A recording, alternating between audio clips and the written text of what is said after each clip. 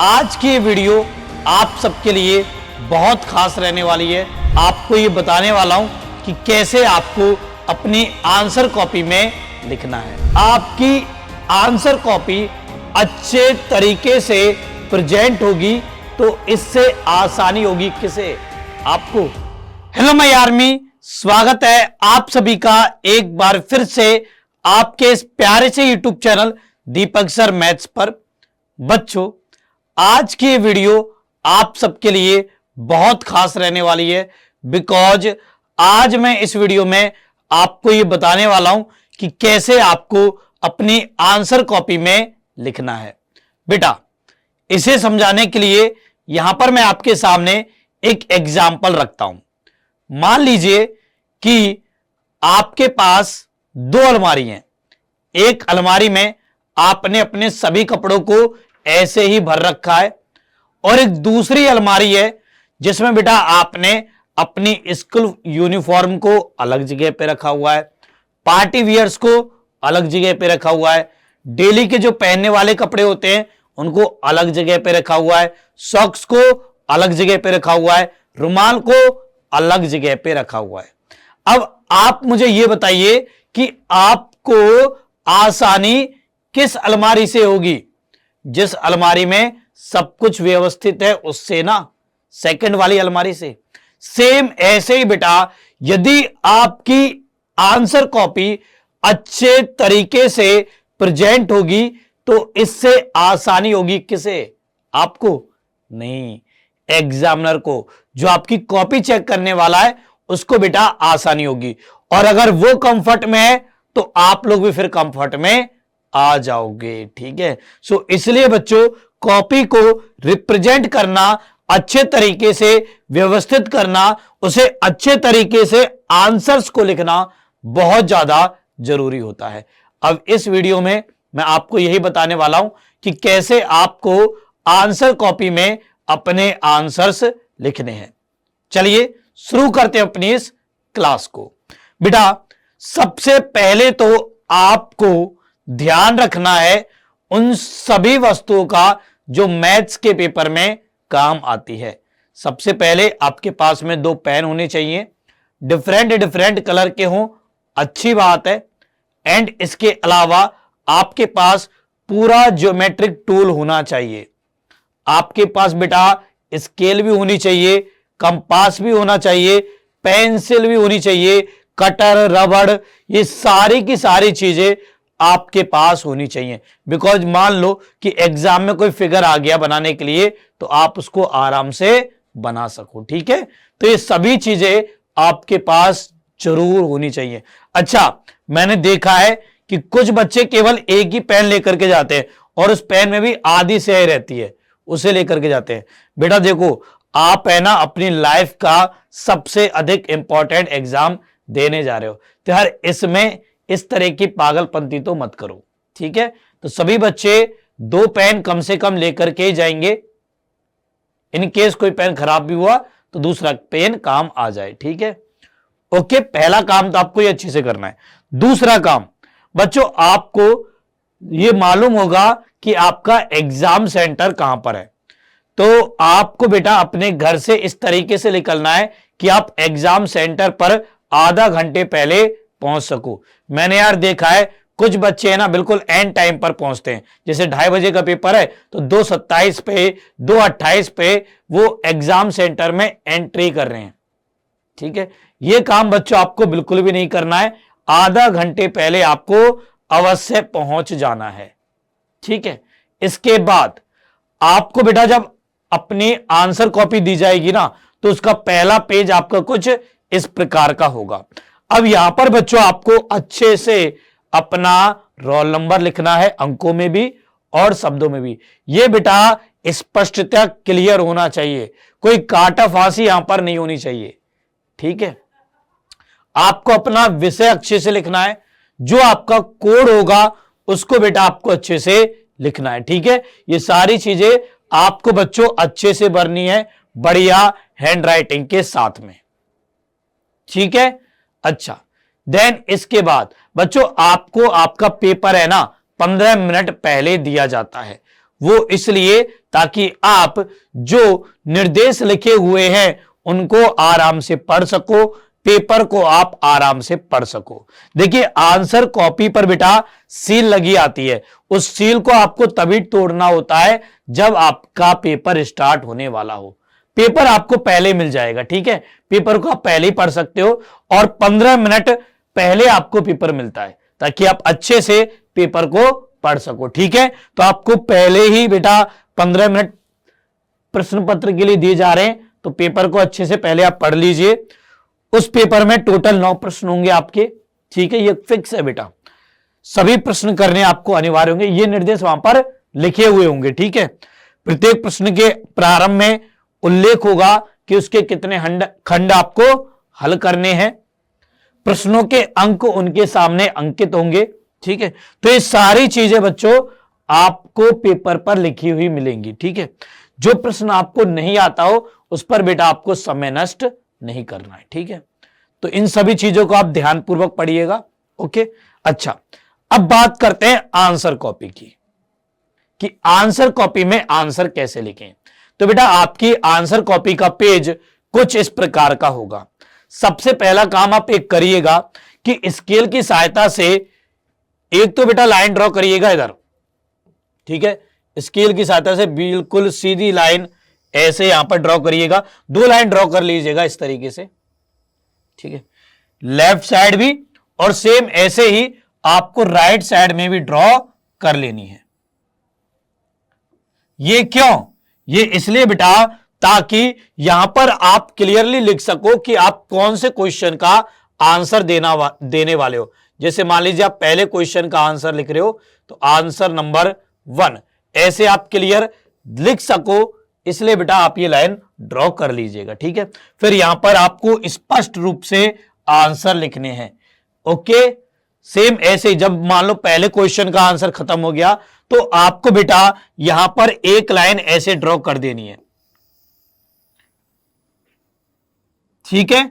Then उसके बाद आपको सेकंड क्वेश्चन का आंसर लिखना प्रारंभ करना है ताकि एग्जामिनर को पता रहे कि भाई पहले क्वेश्चन का आंसर आपने इतना लिखा है, यहां से दूसरा क्वेश्चन स्टार्ट हो रहा है, इसका आंसर अब आप लिखने वाले हो, ठीक है।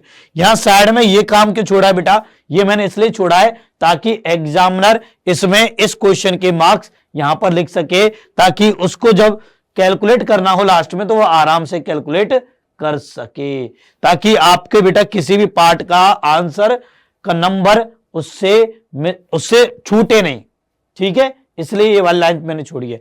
एंड इसके अलावा आप चाहो तो इस जगह का रफ कार्य में भी यूज कर सकते हो, नहीं तो रफ कार्य के लिए बेटा में आखिरी का पेज भी मिलता है, उस पेज पर आपको क्लियरली लिख देना है रफ कार्य, ठीक है। और जब आप पेपर पूरा सॉल्व कर लो तो उसको सिंपल सा ऐसे काट देना है। मैं देखता हूं बच्चे कुछ ऐसे ऐसे ऐसे ऐसे ऐसे ऐसे करके काटते हैं, भाई क्यों दुश्मनी निकाल रहे हो उससे? सिंपल ऐसे काट दोगे तो भी वो काटा ही माना जाएगा, ठीक है।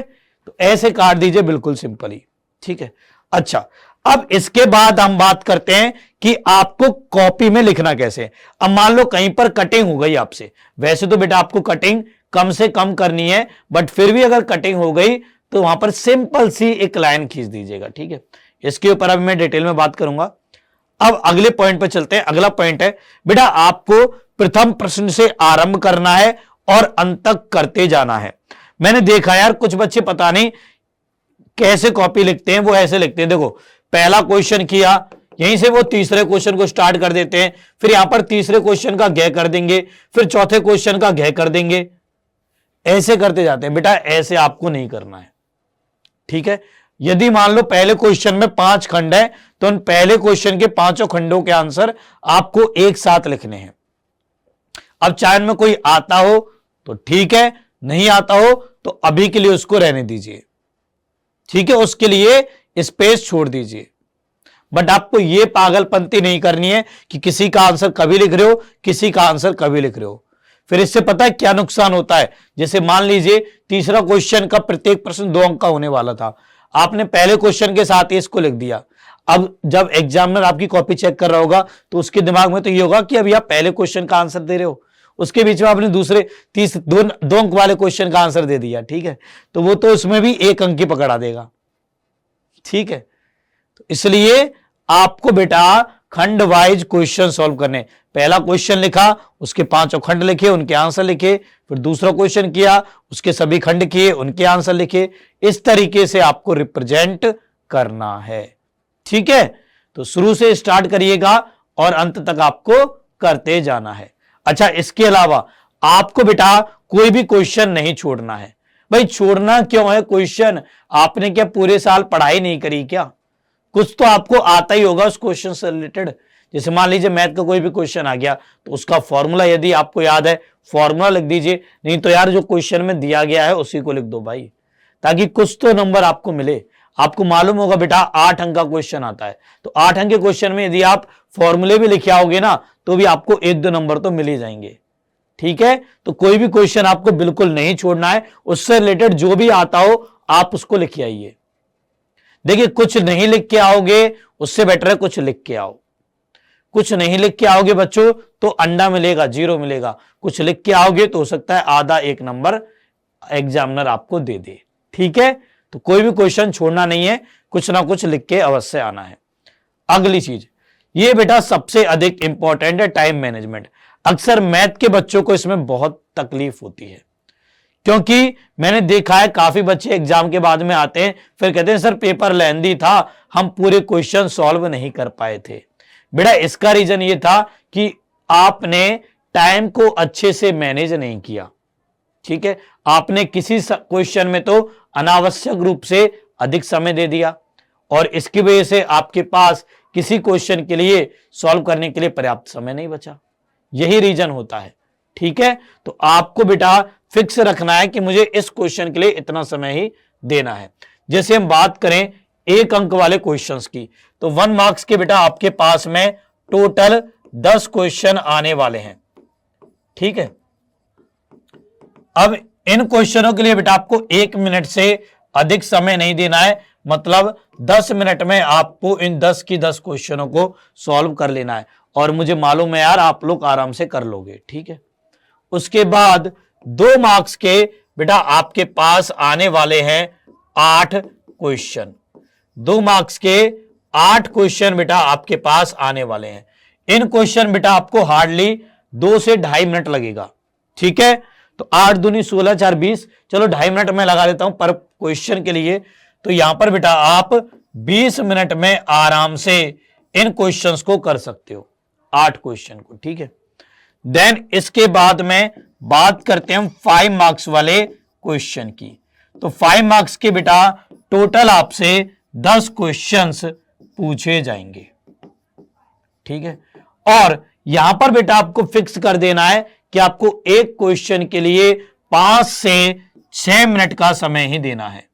5 से 6 मिनट पर क्वेश्चन आपको यहां पर देना है।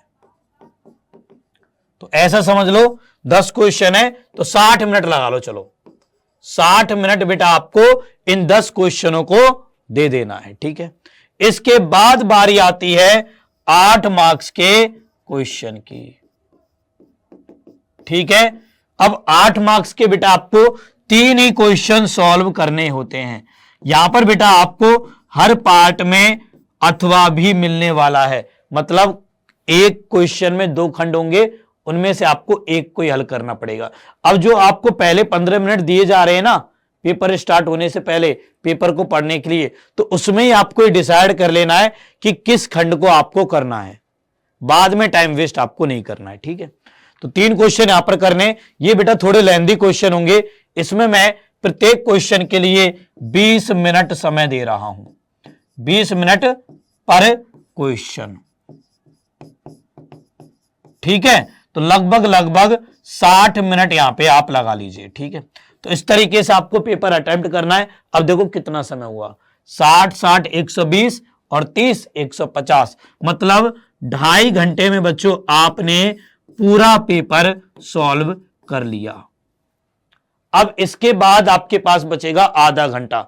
आधे घंटे में अब हो सकता है कि इनमें से कोई क्वेश्चन थोड़ा लेंथी जा रहा हो, उसमें 5-10 मिनट ऊपर नीचे चल रहे हो, तो चलो 15-20 मिनट बच गए आपके पास। अब उन 15-20 बचे हुए मिनटों में बेटा आपको ये नहीं करना है कि कॉपी देख के आ गए, लो सर हमने तो पूरा पेपर कर दिया, ये लो कॉपी, नहीं, समय का पूरा उपयोग करना है। उस 15 से 20 मिनट में बेटा आपको एक बार अपनी कॉपी को पूरा चेक करना है कि जो क्वेश्चन में पूछा गया था क्या मैंने वही निकाला है, सभी के मैंने यूनिट्स लिखी है ना अच्छे से, एंड इसके अलावा सबके आंसर क्लियरली दिखाई दे रहे हैं।